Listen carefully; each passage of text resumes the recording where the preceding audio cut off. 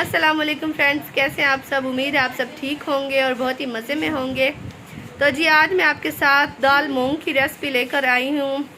आप सब जानते हैं कि इसकी रेसिपी बहुत ही ईजी और बहुत ही सिंपल होती है, लेकिन जिस तरीके से मैं बनाती हूँ मैं आपके साथ वो तरीका शेयर करना चाहती हूँ।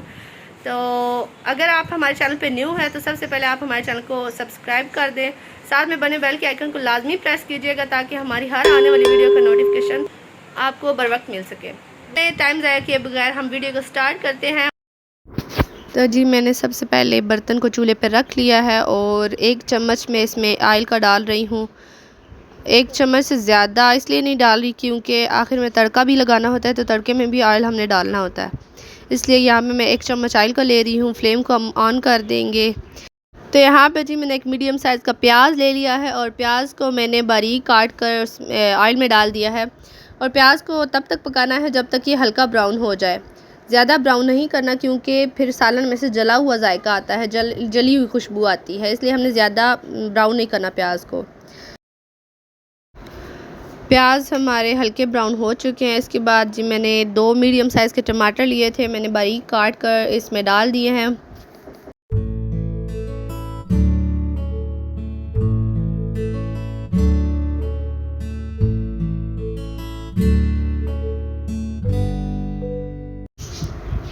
टमाटर डालने के बाद अब हम इसमें मसाले वगैरह डाल लेंगे। आधा चम्मच लाल मिर्च का पेस्ट मैंने डाला है।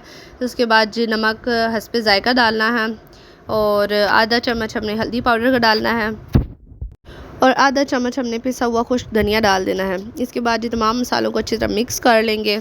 खुश्क धनिया को मैं ज़्यादा पाउडर नहीं बनाती, थोड़ा मोटा मोटा रखती हूँ, इससे इसका टेस्ट बहुत अच्छा आता है। तो जी यहाँ पे मैंने 1 पाव मूंग की दाल लिया है, जिसको मैंने 1 घंटा पहले भिगो कर रख लिया था। दाल डालने से पहले हमने मसाले को अच्छी तरह से भून लेना है। जितना अच्छा हमारा मसाला भुना होगा हमारा सालन उतना ही ज़्यादा लजीज बनेगा। मसाला भूनते हुए ये भी ध्यान रखें कि मसाला जल ना जाए, इसलिए पानी का छिड़काव साथ साथ करते रहें।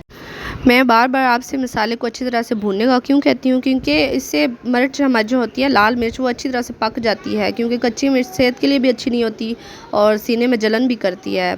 और जितना अच्छा मसाला आप भुना होगा उतना ही अच्छा हमारा सालन बनेगा। तो जी यहाँ पे हमने मसाले को अच्छी तरह से भून लिया है। अब हमने दाल से पानी को निकाल देना है और सारी दाल हमने इसमें मसाले में डाल देनी है।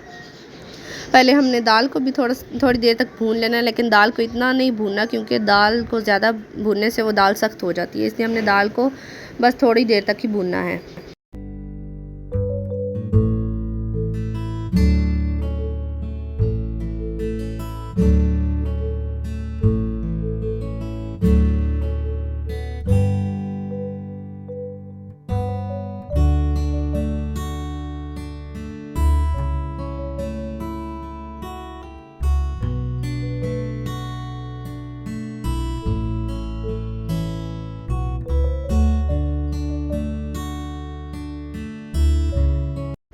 यहाँ पे जी मैंने दाल को 2 से 3 मिनट के लिए अच्छी तरह से भून लिया है। अब मैं इसमें 3 गिलास पानी का डाल के दाल को गलने के लिए रख दूँगी,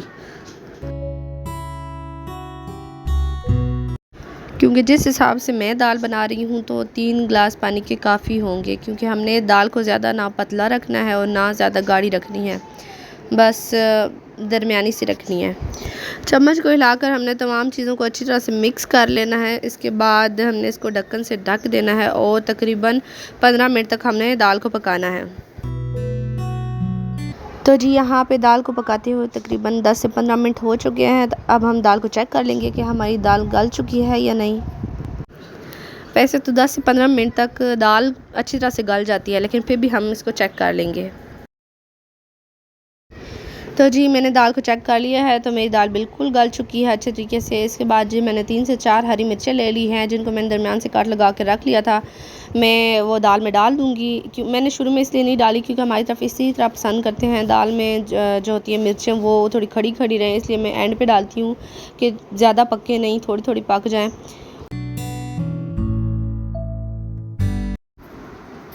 तो यहाँ पे जी मैंने आधा चम्मच काली मिर्च का पाउडर डाल दिया है, क्योंकि इससे टेस्ट बहुत अच्छा आएगा दाल का।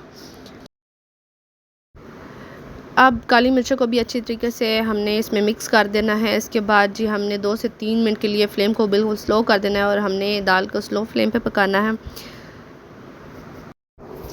दाल हमारी बहुत ही अच्छे तरीके से पक चुकी है। अब हमने फ्लेम को ऑफ़ कर देना है।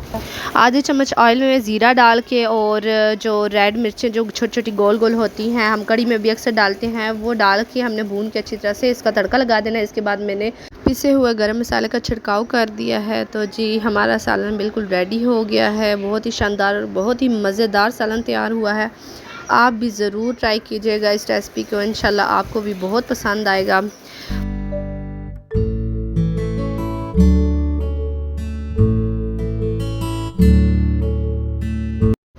ओके जी, अब मैं आपको दाल सर्व करके दिखा देती हूँ ताकि आपको इसकी कंसिस्टेंसी पता चल सके कि मैंने कितनी रखी है। ना ही ज़्यादा गाढ़ी रखी है और ना ही ज़्यादा पतली रखी है। दाल इसी कंसिस्टेंसी में अच्छी लगती है, आप देख सकते हैं। बहुत ही मज़ेदार बनी है। आप भी मेरी रेसिपी को ज़रूर ट्राई कीजिएगा। और चले जी, अब हमें इजाज़त दीजिए, मिलते हैं हमारी नेक्स्ट वीडियो में। अल्लाह हाफिज़।